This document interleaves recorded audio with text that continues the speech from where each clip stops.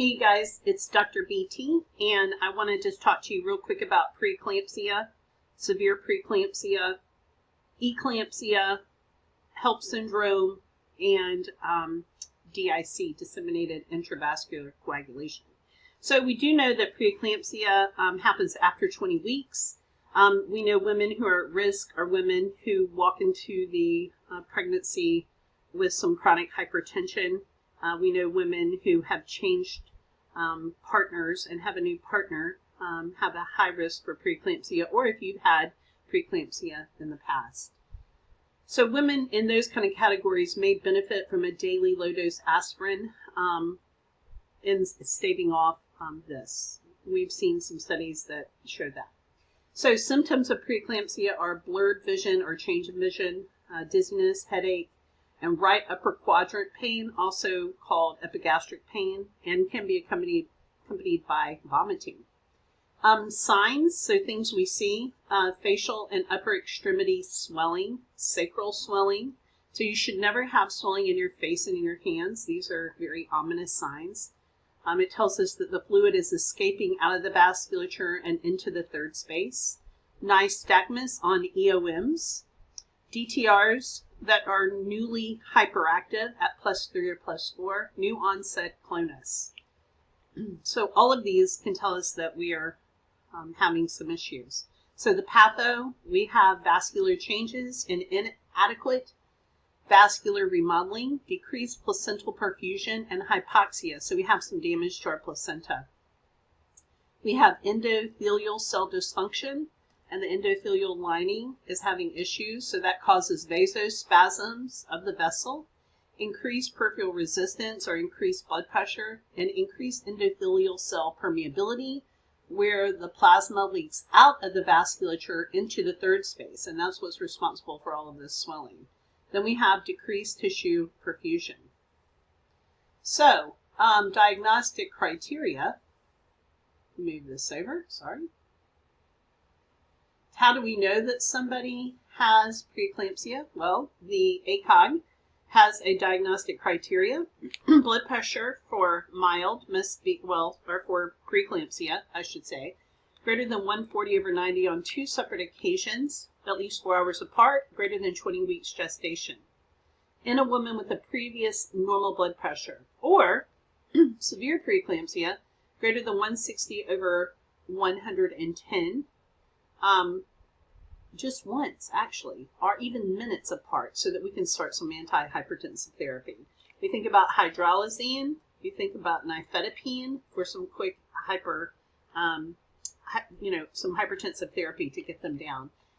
So we have to have the blood pressures and proteinuria. So we can have it on the dipstick, we can have a creatinine protein ratio, or we can do a 24-hour urine where there's more than 300 milligrams in the urine collection. But you guys, this has been traditional, what we have had for a lot of years, that you had the blood pressure and the protein. They have revised this and said, if you do not have proteinuria and you start to have organ involvement or you start to have blood changes, then we can classify this as preeclampsia. So we could have elevated blood pressure with new onset changes in any of these. Thrombocytopenia, your platelets fall because they're now on the linings of the vessels, and so they're not floating around. So the number that when you do a blood draw, it decreases. Renal insufficiency, so serum creatinine elevates, or doubling concentration in the absence of any other renal disease, impaired liver function. So the ALT and the AST can go up. Pulmonary edema, fluid in the lungs, it's third spaced into the lungs, and cerebral or visual symptoms. So, really bad. So, mild preeclampsia may not start mag sulfate depending on how quickly we'll deliver the fetus. So, if delivery is, imminent, they may forego this and just go ahead and give them an antihypertensive. So, for diagnosis, a lot of protein, as we had said, is not considered severe. We look at the whole big picture and not just proteinuria. Labetalol, a beta blocker, or hydralazine can be useful in severe hypertension, and mag sulfate is used for prevention, not as an antihypertensive agent. So we may go ahead and start someone on mag sulfate. The primary indication for mag sulfate is to relax the irritated central nervous system and to prevent a seizure. The side effect of mag sulfate is smooth muscle relaxation, which may decrease the blood pressure and all the smooth muscle in the body, including the uterus, so it may slow down contractions a bit. Okay, let's move on to the next part. Sorry, I'm trying to move my thing here.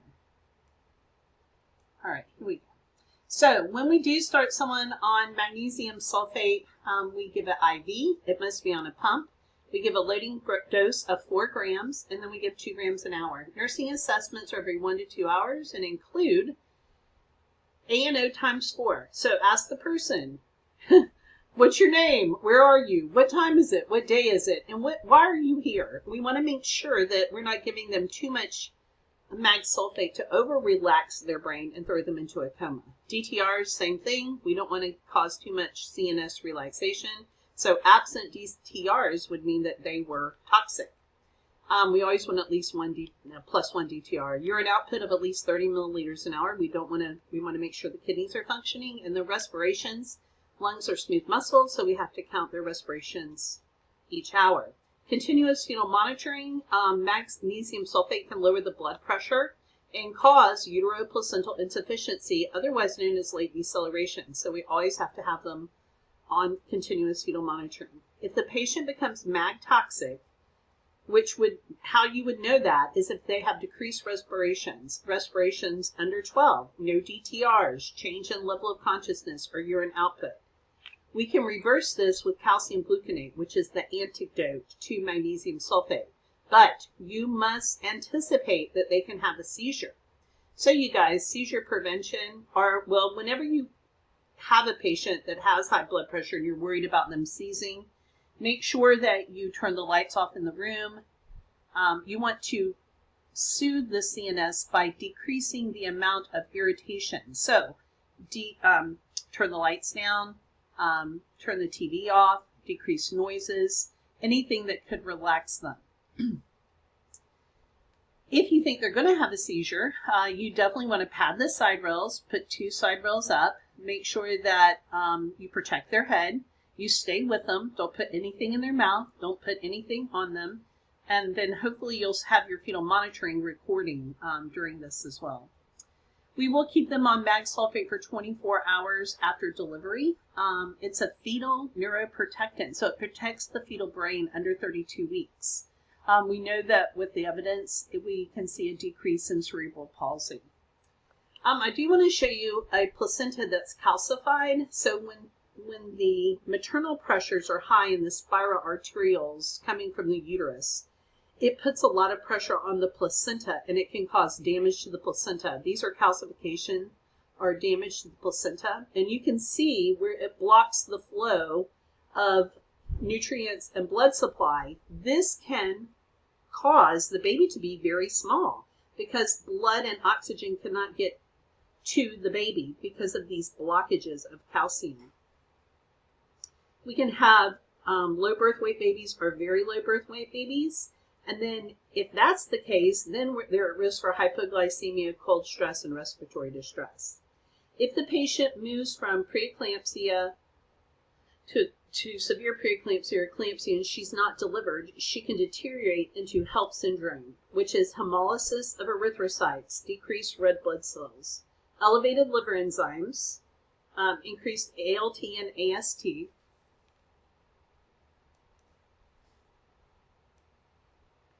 and low platelets, which is really bad. We know that there's vascular damage and the platelets are now covering the vessels. Organs such as the liver, kidneys, and brain may become damaged, resulting in hematoma on the liver, liver dysfunction, kidney damage, intracranial pressure elevations, and herniated brainstem if the patient continues to deteriorate. If the patient is still not delivered, they can go into disseminated intravascular coagulation. This means there's so much vascular damage due to vasoconstriction and fluid overload that it triggers the body to send out all the clotting factors, fibrin. when the body does this, it can lead to a DVT or a PE, a pulmonary embolism. This is super dangerous. Once all these factors are expended, the body is trying to make sure there are no excessive clots. The patient can internally hemorrhage because there's no clotting factors left. So the bottom line is, once they go into DIC, they may die from a PE or organ failure or internal or external hemorrhage. Labs to verify the patient is in DIC, a CBC with the platelet count. You can see that the H&H will be low, the RBCs will be low, platelet count will be low.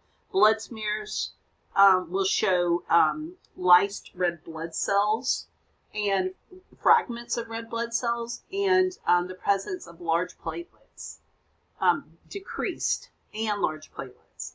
The PT will be prolonged as coagulation factors are consumed. The PTT may be prolonged. The D-dimer, which results from clot breakdown, is elevated with DIC. And then fibrinogen, one of the clotting factors, is low with DIC. So that's the quick and the essential for preeclampsia.